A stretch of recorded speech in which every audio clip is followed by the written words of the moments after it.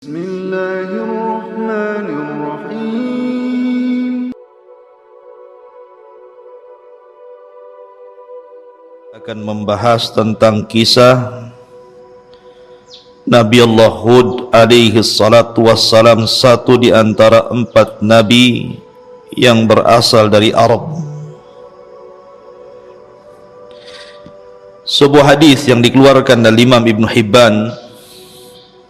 Hadis ini cukup panjang, dari sahabat Abi Dzar radhiyallahu an. Salah satunya Nabi sallallahu alaihi wasallam dalam petikan hadis itu mengatakan, wa arba'atun minal Arab. Dan dari sekian para nabi yang diutus oleh Allah Azza wa Jalla itu, dari 120.000 nabi dan 315 rasul, di antara mereka itu ada 4 nabi berasal dari Arab. Kemudian Rasul mengatakan, Hudun wa Salihun wa Syu'aibun wa nabiyyuka Muhammad sallallahu alaihi wasallam. Hud, Saleh, Syu'aib dan Nabi wahai Abi Dzar Muhammad sallallahu alaihi wasallam. Berarti selain daripada 4 nabi ini bukan Arab. Nabi Arab itu cuma ada 4 saja. Selainnya bukan orang Arab. Dan kita tahu bahwa asal usul Arab itu terbagi menjadi 2. Ada yang disebut dengan Arab al-Ba'idah, artinya Arab yang sudah musnah.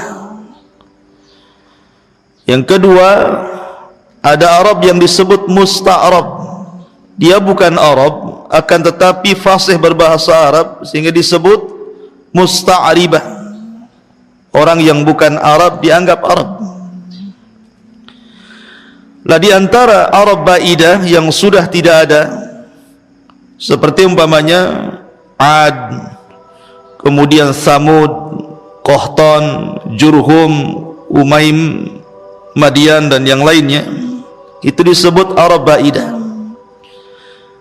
Tetapi Musta'aribah itu keturunan Ismail alaihi salatu wassalam. Ismail bukan orang Arab. Ismail itu keturunan Ibrahim, dan Ibrahim itu orang Kan'an, Irak.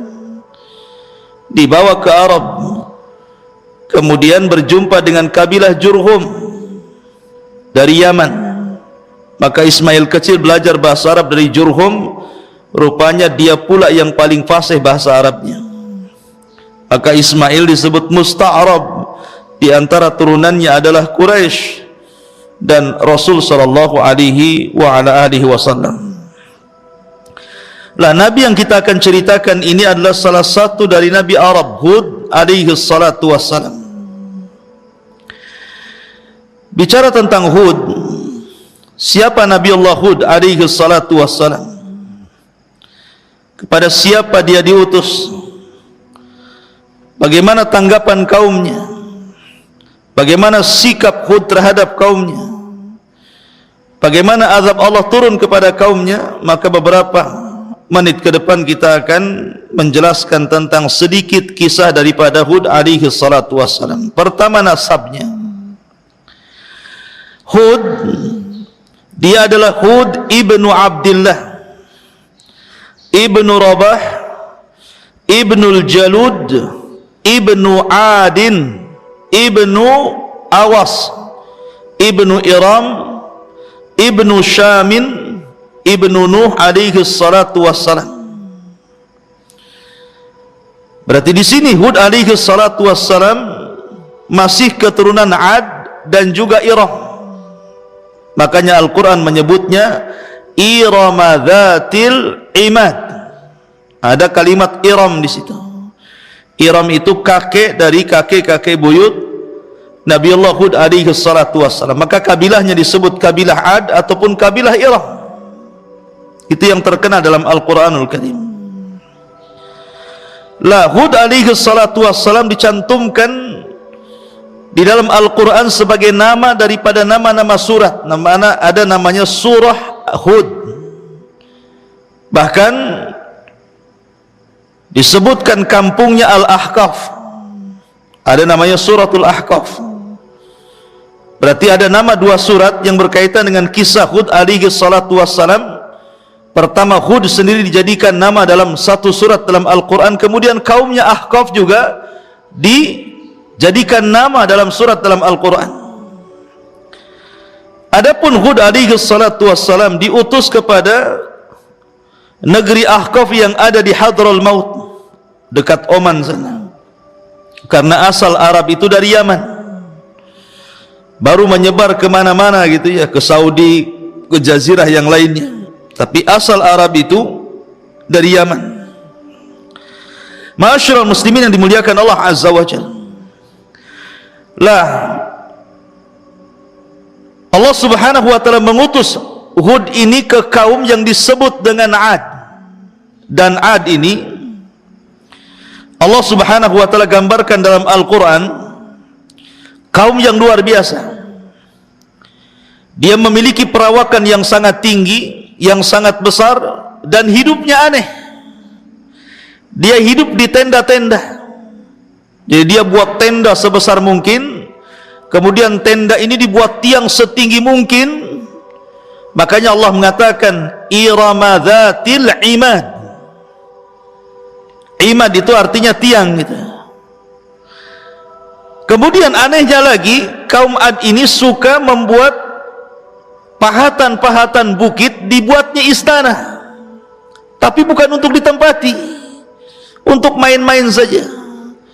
Jadi mereka menghabiskan uang itu hanya untuk membuat istana, memahat bukit-bukit sehingga menjadi rumah-rumah megah, hanya ditempati untuk rekreasi saja. Tak sebulan sekali tinggal di situ, kemudian pulang lagi.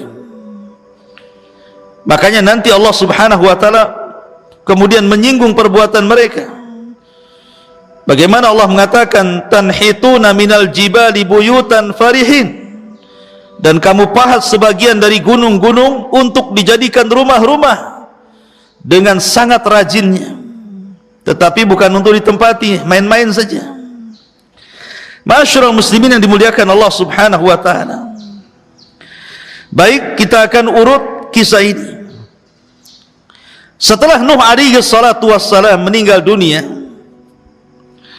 maka kemudian keturunannya dari 3 putranya Syam, Ham dan Yafis ini kemudian beranak pinak sampai akhirnya menyebar di seantero bumi ini. Makanya kemudian Allah subhanahu wa ta'ala berfirman, wa ja'alna dzurriyyatahu humul baqin, dan kami jadikan keturunan Nuh itulah yang tersisa menjadi cikal bakal manusia sampai hari ini. Siapapun manusianya sampai hari ini, maka pasti nasabnya ke salah satu dari 3 putra Nuh, kecuali Darwin. Darwin biarin, turunan monyet ya. Karena teorinya manusia itu berasal dari kera gitu. Nah, dia saja yang turunan kera. Kalau kita turunan 3 putra Nuh alaihi salatu wassalam, Yafis, Syam dan Ham ya. Lah setelah ketika kemudian manusia semakin berkembang, mereka masih di atas tauhid, mereka masih menyembah Allah azza wa jalla, karena mata-mata mereka menyaksikan bagaimana Allah tenggelamkan kaumnya Nuh yang kufur, sehingga mereka masih berpegang dengan ajaran Nuh alaihi salatu wassalam. Lah setelah kemudian jauh zamannya, generasi pertama meninggal, generasi kedua meninggal, dan begitu seterusnya, maka yang pertama kali kufur dari keturunan Nuh ini adalah kaum Ad. Kaum Ad inilah yang pertama kali kufur dari seluruh kabilah-kabilah keturunan 3 putra Nuh ini, karena mereka menyembah beberapa berhala. Ma'asyiral muslimin yang dimuliakan Allah azza wa jalla, lah kaum Ad ini luar biasa diberikan kekuatan oleh Allah azza wa jalla, dan persenjataan yang kuat, fisik yang kuat, kecerdasan yang hebat, sehingga suka menjajah, suka perang orangnya itu, dan tidak terkalahkan pasukannya. Jadi kabilah-kabilah yang lain itu dijajah sama dia, sampai akhirnya kaum Ad ini memimpin kabilah-kabilah dari turunan 3 putra Nuh alaihi salatu wassalam, dan membuat kerusakan di situ. Lah disitulah kemudian Allah Subhanahu wa taala utus Nuh utus Hud kepada kaum Ad ini. Allah Subhanahu wa taala berfirman, wa ila adin akhahum hudan, dan kepada bangsa Ad saudara mereka diutus, maksudnya Hud alaihi salatu wassalam. Bukan saudara maksudnya saudara seiman, maksudnya adalah saudara karena Hud diambil dari kaum itu sendiri. Begitulah Allah Subhanahu wa taala apabila mengutus seorang nabi, maka akan diambil dari kaum yang akan didakwahinya. Seperti Rasulullah diutus dari bangsa Arab sendiri, gitu ya, supaya kenal masa kecilnya, remajanya, dewasanya, sehingga kemudian Allah persiapkan akhlaknya sehingga tidak ada cacat sama sekali untuk dijadikan nabi dan rasul setelahnya. Ma'asyiral muslimin yang dimuliakan Allah Azza wa Jalla. Lah terus dakwahnya adalah dakwah tauhid. Allah mengatakan, ya qaumi ibudullaha ma lakum min ilahin ghairi afala tattaqun. Wahai kaumku, sembahlah Allah, tidak ada sesembahan selain daripada Dia, kenapa kalian tidak bertakwa? Jadi sebagaimana nabi-nabi sebelumnya, maka Hud alaihi salatu wassalam mengajak manusia ke dalam tauhid, untuk kembali ke dalam tauhid. Tetapi sekali lagi bahwa ujian para pendakwah, terutama para nabi dan rasul, biasanya dari orang-orang kaya, dari para pembesar yang hasad. Makanya para pembesar mengatakan, qalal mala'ul ladzina kafaru min qaumihi inna lanaraka fi syafahatin wa inna lanadhunnuka minal kadhibin. Maka para pembesar berkata kepada Hud alaihi salatu wassalam, orang-orang kafir itu, sesungguhnya kami tidak melihat engkau wahai Hud kecuali engkau ini di atas kebodohan, dan kami sangka dirimu wahai Hud adalah para pendusta.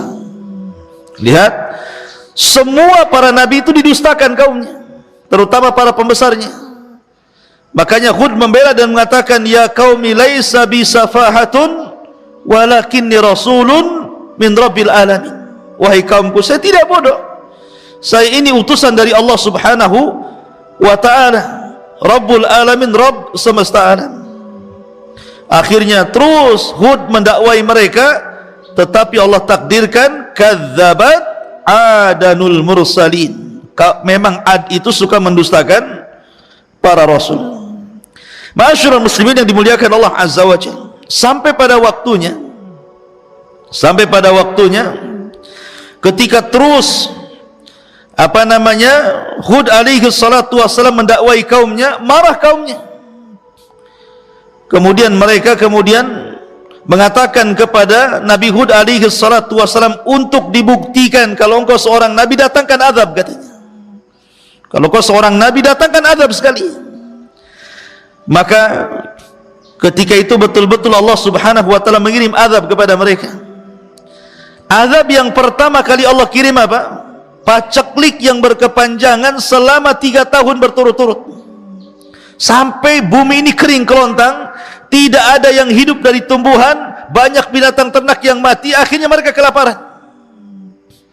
Maka berkumpullah 12 orang, 70 orang terbaik dari antara mereka, kemudian datang kepada berhala mereka, meminta untuk diturunkan hujan. Lah ketika kemudian mereka itu meminta kepada berhala, rupanya apa? Sanastadrijuhum min haitsu la ya'lamun wa umli lahum inna kaidi matin. Sengaja Allah berikan istidraj. Tiba-tiba dari langit ada suara dan mengatakan, kalian mau hujan, kami akan datangkan awan, tinggal pilih awan yang hitam atau awan yang putih, sahabul baydha atau sahabul sauda.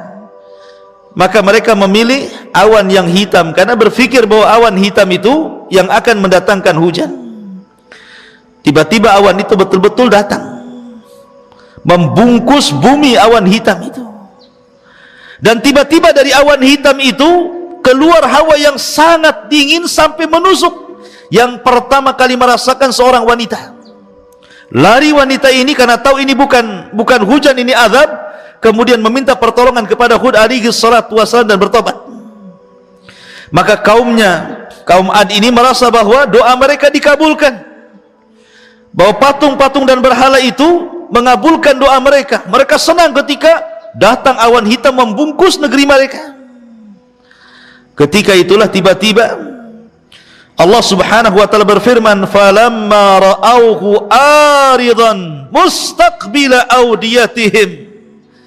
Ketika mereka melihat awan itu dekat kepada kebun-kebun mereka, ladang-ladang mereka, qalu, mereka mengatakan, hadza aridun mumtiruna. Ini awan yang akan mendatangkan hujan kepada kami. Maka Allah Subhanahu wa taala katakan, bal huwa masta'jaltum bih. Bahkan ini azab yang Allah segerakan kepada kalian. Rihun fiha azabun alim. Akan datang angin yang merupakan azab yang sangat pedih. Tudammiru kulla syai'in bi amri rabbiha fa asbahu la yura illa masakinuhum. Yang akan menghancurkan segala sesuatu atas perintah Rabbnya, sehingga mereka menjadi tidak terlihat kecuali hanya tempat-tempat tinggal mereka. Orangnya sudah enggak ada, tempat tinggalnya saja yang tersisa. Rupanya angin ini menyedot semua yang ada di bumi. Datang angin puting beliung, mengangkat semua orang ke langit, bayangkan. Jadi orang yang ada di bawah itu terkena angin, dia terangkat sampai akhirnya berada di awan. Semua bangsa Ad itu diangkat ke langit, diputar-putar di awan. Sehingga Allah Subhanahu wa taala menjelaskan dalam Al-Qur'an, wa amma 'adun fa uhliku birihin sarsarin 'atiyah sakharaha 'alaihim sab'a layalin wa thamaniyata ayyamin khusuma fataral qauma fiha sar'a ka'annahum a'jazun nakhlin khawiyah.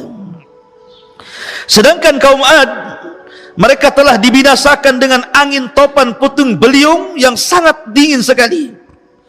Allah menimpakan angin itu kepada mereka dan menyedot orang-orang ke langit selama 7 malam 8 hari. Bayangkan, 7 malam 8 hari orang berputar-putar di awan itu, sehingga bertabrakan satu jasa dengan yang lainnya, ya otomatis kemudian mati semua.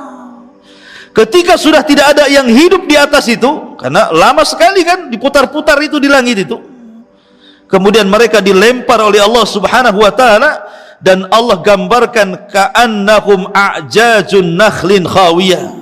Maka mereka terlempar kemudian menancap di bumi badan-badan mereka seperti tunggul-tunggul kurma. Bahasa Quran lihat, seperti tunggul-tunggul kurma, jadi melesat dari langit itu nancap di bumi. Begitulah Allah Subhanahu wa taala azab kaum Ad, fahal tara lahum min baqiyah. Maka adakah kamu melihat seorang pun yang masih tersisa di antara mereka? Allah binasakan semuanya. Tetapi Allah Subhanahu wa taala selamatkan. Fa anjaynahu walladzina ma'ahu birahmatin minna wa qata'na dabiral ladzina kadzabu biayatina wa ma kanu mu'minin. Maka kami selamatkan Hud dan orang-orang yang beriman yang bersamanya karena kasih sayang dari kami. Ma'asyiral muslimin yang dimuliakan Allah Azza wa Jalla, di dalam ayat yang lain Allah mengatakan, ketika kemudian kaum Ad semakin berani kepada Hud, bahkan mengancam akan membunuhnya, maka Hud pun berdoa kepada Allah Subhanahu wa taala, qala rabbinsurni bima kadzabun. Ya Allah, tolonglah diriku terhadap apa yang mereka dustakan. Sama dengan Nuh mengatakan, Rabbi inni maglubun fantasir. Kemudian apa kata Allah? Qala amma qalil la yusbihanna nadimin. Allah berfirman, jangan tergesa-gesa wahai Hud, tenang saja, ada waktunya. Jangan tergesa-gesa, ada waktunya. La yusbihanna nadimin, kelak mereka pasti menyesal. Terus saja berdoa, terus saja ajak mereka ke dalam tauhid. Maka ketika kemudian Hud terus mengajak mereka ke dalam tauhid, mereka semakin membangkang, berani bahkan mengancam Hud. Maka Allah Subhanahu wa taala mengatakan, fa akhadathhumus sayhatu bil haqqi faja'alnahum gutha'an fa bu'dan lil qaumi zalimin.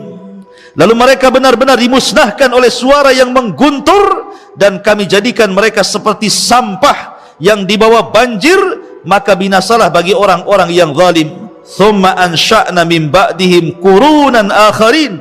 Kemudian setelah mereka kami ciptakan umat yang lain, karena mereka dibinasakan semuanya. Makanya kaum Ad itu disebut Arab Ba'idah karena sudah nggak ada lagi, sudah punah, tinggal cerita saja. Makanya kenapa Nabi SAW ketika datang Al-Walid ibn Mughirah kemudian menceramahi Nabi SAW untuk ikut ke agama musyrikun, maka Nabi SAW hanya membacakan satu ayat di hadapan Al-Walid ibn Mughirah dan mengatakan, ya Walid, dengarkan kata-kata firman Allah Azza wa Jal, fa'in a'radu, kalau mereka berpaling, anzartukum sa'iqatan mithla sa'iqati adin wa thamud, maka aku peringatkan kepada kalian akan datang teriakan seperti teriakan kaum Ad dan kaum Thamud kalau kalian berpaling. Kata Al-Walid bin Mughirah, hasbuka ya Muhammad, cukup, ketakutan dia. Nabi selalu bawa-bawa kaum Ad, ya. Kenapa? Karena kaum Ad itu dikenal kisahnya di zaman jahiliyah, mereka tahu kisahnya kaum Ad. Makanya kemudian Al-Walid itu sempat terpengaruh dengan ucapan Rasulullah SAW, walaupun belakangan akhirnya kembali kufur, dan Allah turunkan surah Al-Mudaththir khusus mencela Al-Walid ibn Mughirah ini, ya. Ma'asyiral muslimin yang dimuliakan Allah Azza wa Jalla.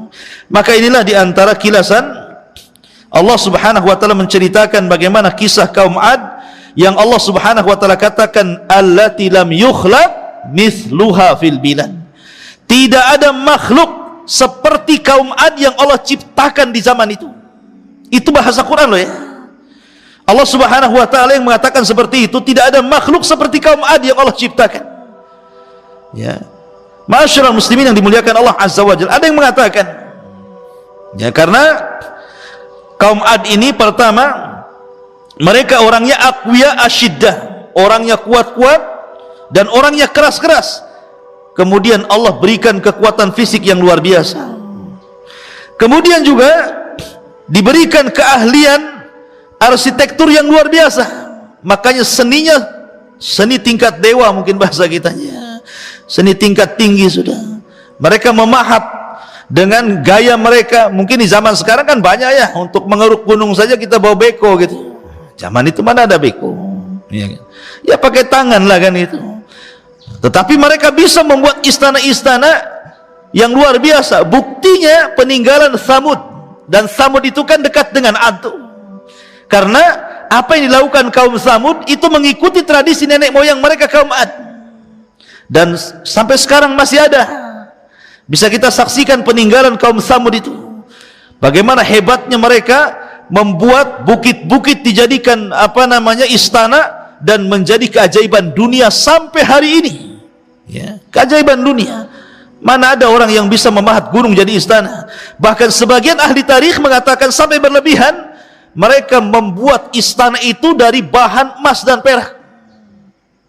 Jadi mereka itu menghambur-hamburkan harta saja hanya untuk kesenangan seni mereka membuat istana di atas gunung. Habis selesai tidak ditempati gitu, dibiarkan saja, pahat lagi tempat lain, ya. Jadi mereka menghabiskan waktu biaya hanya untuk itu. Coba kalau seandainya waktu biaya mereka digunakan untuk sedekah, membantu fakir miskin, membantu orang-orang susah, tentu bermanfaat bagi mereka. Makanya Allah Subhanahu wa ta'ala menyinggung mereka dan mengatakan Al-Quran, ata'basun, apakah kalian hendak main-main dengan bangunan-bangunan itu, ya.